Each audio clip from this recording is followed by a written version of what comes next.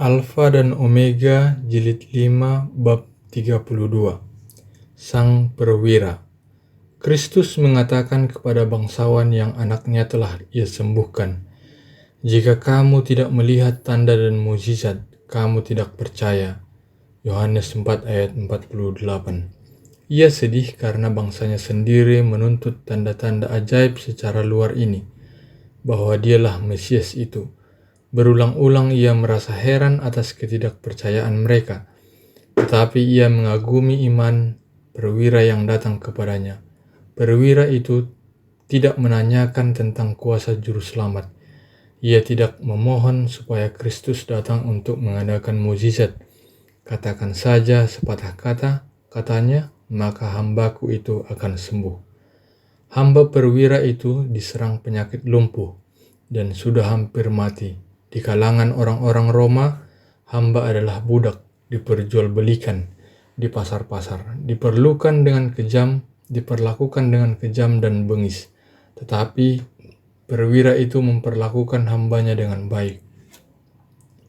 Dan ia sangat mengharapkan supaya hamba itu sehat kembali. Ia percaya bahwa Kristus dapat menyembuhkannya. Ia belum pernah melihat juru selamat, tetapi berita-berita yang didengarnya menggerakkan imannya. Meskipun tata cara orang Yahudi, orang Roma ini telah diyakinkan bahwa agama mereka lebih tinggi daripada agamanya. Ia telah mematah rintangan prasangka dan kebencian kebangsaan yang memisahkan penjajah dengan yang dijajah. Ia telah menunjukkan rasa hormat terhadap pelayanan kepada Allah dan menunjukkan keramahan kepada orang Yahudi selaku penyembah Dia. Di dalam ajaran Kristus, sebagaimana yang telah dilaporkan kepadanya, ia dapati apa yang memenuhi keperluan jiwa. Semua sifat rohani yang ada padanya menyambut firman Juru Selamat, tetapi ia merasa tidak layak menghadap Yesus, dan ia meminta kepada tua-tua orang Yahudi untuk memohonkan kesembuhan hambanya. Mereka kenal sekali guru besar itu dan tahu cara mendekatinya, sehingga dengan demikian dapat memenangkan belas kasihannya.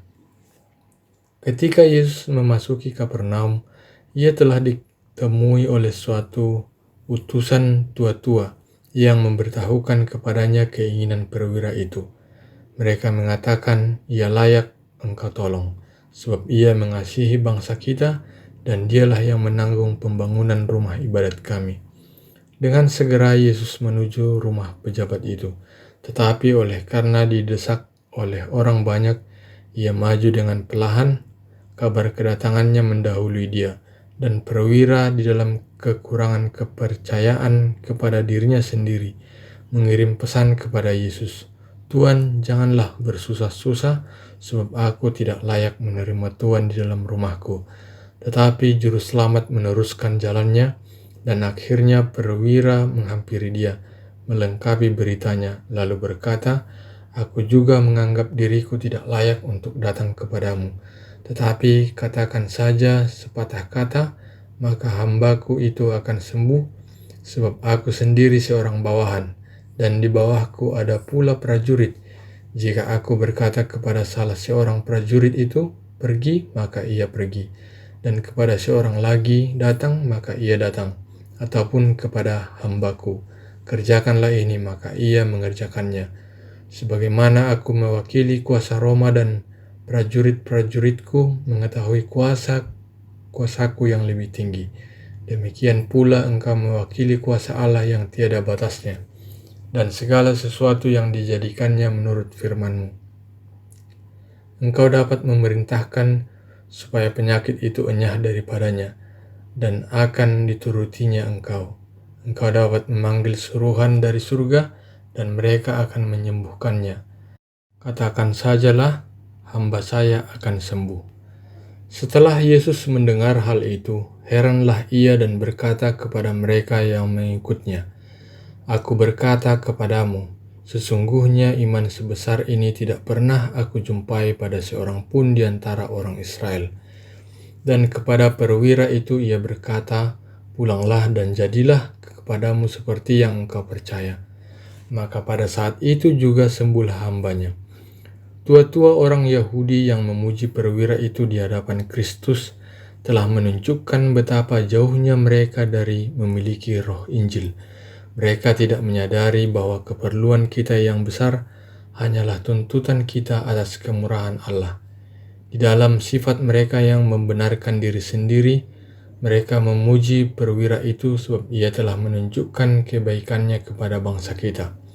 Tetapi perwira itu berkata tentang dirinya sendiri, "Aku tidak layak." Hatinya telah dijamah oleh anugerah Kristus.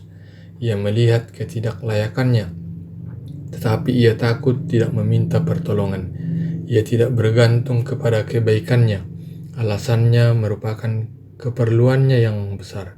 Imannya berpegang teguh pada Kristus di dalam tabiatnya yang benar itu. Ia bukannya percaya kepadanya hanya karena mengadakan tanda-tanda ajaib, melainkan sebagai sahabat dan juru selamat umat manusia. Itulah sebabnya maka setiap orang berdosa dapat datang kepada Kristus.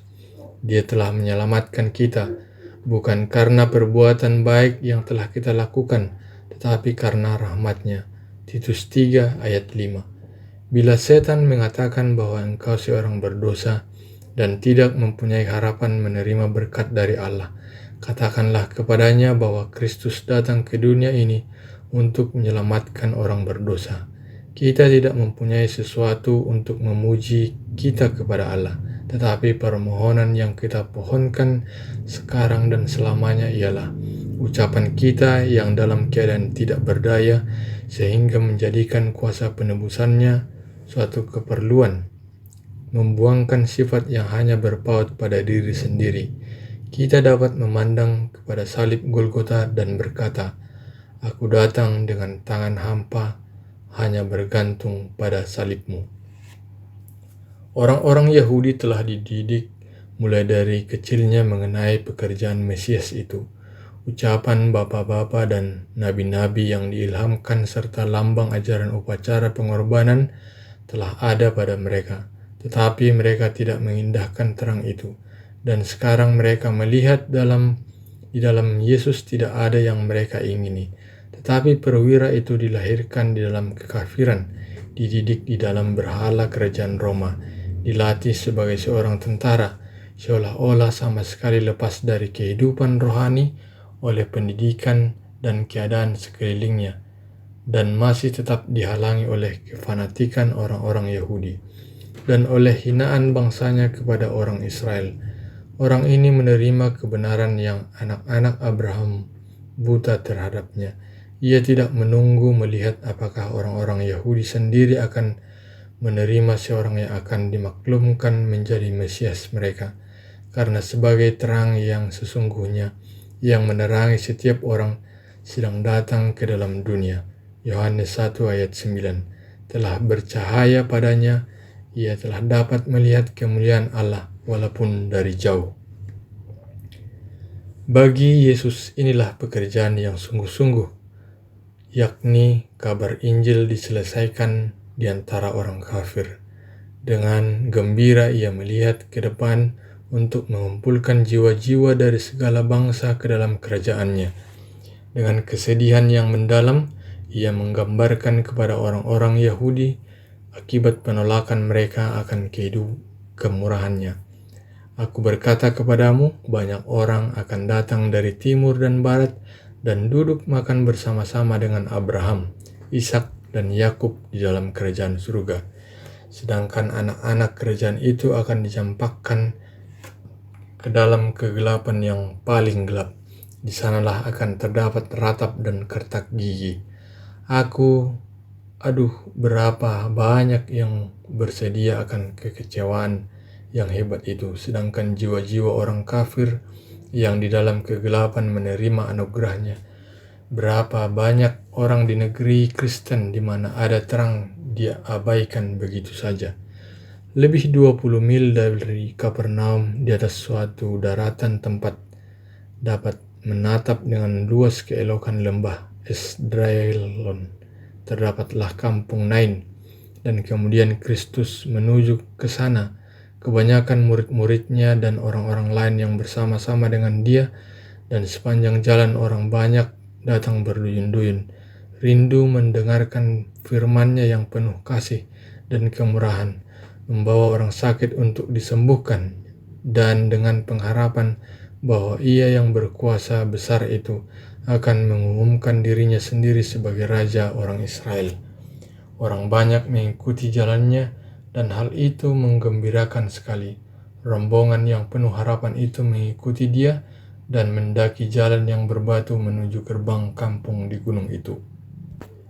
Ketika mereka datang lebih dekat, suatu iring-iringan penguburan tampak keluar dari pintu gerbang. Dengan langkah yang perlahan-lahan dan susah, rombongan itu mendekat tempat kuburan. Pada usungan yang terbuka di depan terdapatlah jenazah orang mati itu, dikelilingi orang-orang yang meratap, memenuhi udara dengan ratapan mereka. Semua penduduk kota itu berkumpul untuk menunjukkan penghormatan mereka kepada orang yang mati dan simpati mereka bagi yang berduka cita. Pemandangan itu membangkitkan rasa simpati. Yang meninggal itu anak tunggal dan ibunya sudah menjadi janda. Wanita yang berduka dan kesepian itu sedang mengikuti dia ke kubur, seorang penolong dan penghibur satu-satunya di dunia ini. Dan ketika Tuhan melihat janda itu, tergeraklah hatinya oleh belas kasihan. Ketika perempuan itu berjalan gontai dan menangis, tidak mengetahui bahwa Yesus ada di sana. Yesus mendekati perempuan itu dan dengan lembut berkata, "Janganlah menangis." Yesus sudah hampir mengubah dukanya kepada kesukaan, namun ia tidak menahan pernyataan simpatinya yang menghiburkan itu. Sambil menghampiri usungan itu, ia menyentuhnya. Baginya, walaupun menyentuh orang mati tidak mencemarkan. Rombongan orang yang berkabung berdiri, dan ratapan berhenti. Kedua rombongan itu mengelilingi usungan itu dengan mengharapkan sesuatu yang tidak pernah mereka harapkan. Ada seorang yang hadir, yakni orang yang telah membuang penyakit dan mengusir setan. Apakah maut juga takluk pada kuasanya? Lebih jelas, suara yang penuh kuasa itu diucapkan, "Hai anak muda, aku berkata kepadamu, bangkitlah." Suara itu menembusi telinga orang muda itu. Orang muda itu membuka matanya. Yesus memegang tangannya dan mengangkat dia. Pandangnya tertuju kepada perempuan yang menangis di sampingnya. Ibu dan anak berpeluk dalam kegembiraan. Orang banyak diam, seolah terpukau, memuliakan Allah sambil berkata, "Seorang nabi besar telah muncul di tengah-tengah kita, dan Allah telah melawat umat-Nya." Iringan jenazah itu kembali ke Nain bagaikan satu arak-arakan kemenangan. Maka tersiarlah kabar tentang Yesus di seluruh Yudea dan di seluruh daerah sekitarnya. Ia yang berdiri di samping ibu yang berduka di pintu gerbang Nain memperhatikan setiap orang yang berduka dekat usungan itu. Hatinya menjamah kesusahan kita dengan simpati.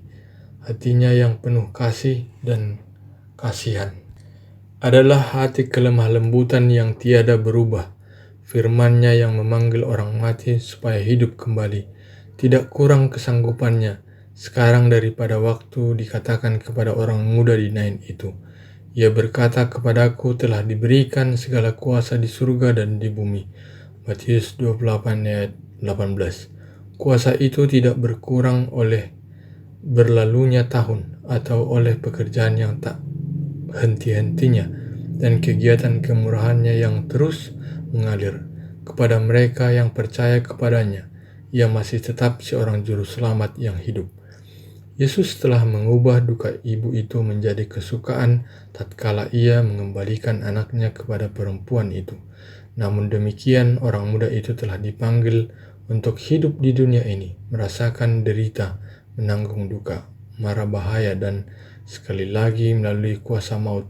Tetapi Yesus menghibur duka kita atas kematian dengan berita pengharapan yang tiada taranya. Aku telah mati, namun lihatlah aku hidup sampai selama-lamanya, dan aku memegang segala kunci maut dan kerajaan maut. Karena anak-anak itu adalah anak-anak dari darah dan daging, maka ia juga menjadi sama dengan mereka dan mendapat bagian dalam keadaan mereka, supaya oleh kematiannya ia memusnahkan dia, yaitu iblis yang berkuasa atas maut, dan supaya dengan jalan demikian ia membebaskan mereka yang seumur hidupnya berada dalam perhambaan. Wahyu 1 ayat 18, Ibrani 2 ayat 14 dan 15. Setan tidak dapat menahan orang mati itu dalam genggamannya jika anak Allah memanggil mereka hidup kembali.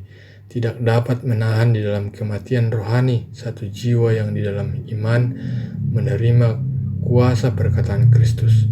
Tuhan berkata kepada semua orang yang mati di dalam dosa, "Bangunlah, hai kamu yang tidur, dan bangkitlah dari antara orang mati." Efesus 5 ayat 14. Perkataan itu kekal. Sebagaimana perkataan Allah yang memanggil orang mati yang pertama hidup, masih tetap juga memberikan hidup bagi kita. Sebagaimana Kristus berkata, "Hai anak muda, aku berkata kepadamu, bangkitlah." Memberi hidup kepada anak muda di Nain. Demikian juga perkataan, "Bangkitlah dari antara orang mati," merupakan kehidupan bagi jiwa yang menerimanya. Tuhan telah melepaskan kita dari kuasa kegelapan dan memindahkan kita ke dalam kerajaan anaknya yang kekasih. Kolose 1 ayat 13. Inilah semua yang diberikan kepada kita di dalam firman-Nya.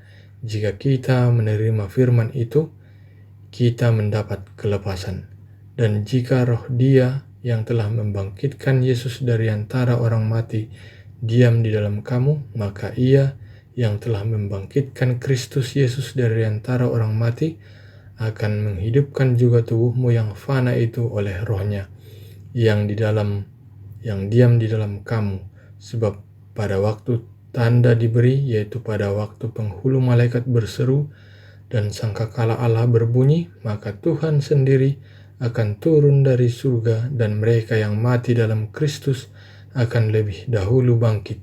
Sesudah itu kita yang hidup, yang masih tinggal, akan diangkat bersama-sama dengan mereka dalam awan menyongsong Tuhan di angkasa. Demikianlah kita akan selama-lamanya bersama-sama dengan Tuhan.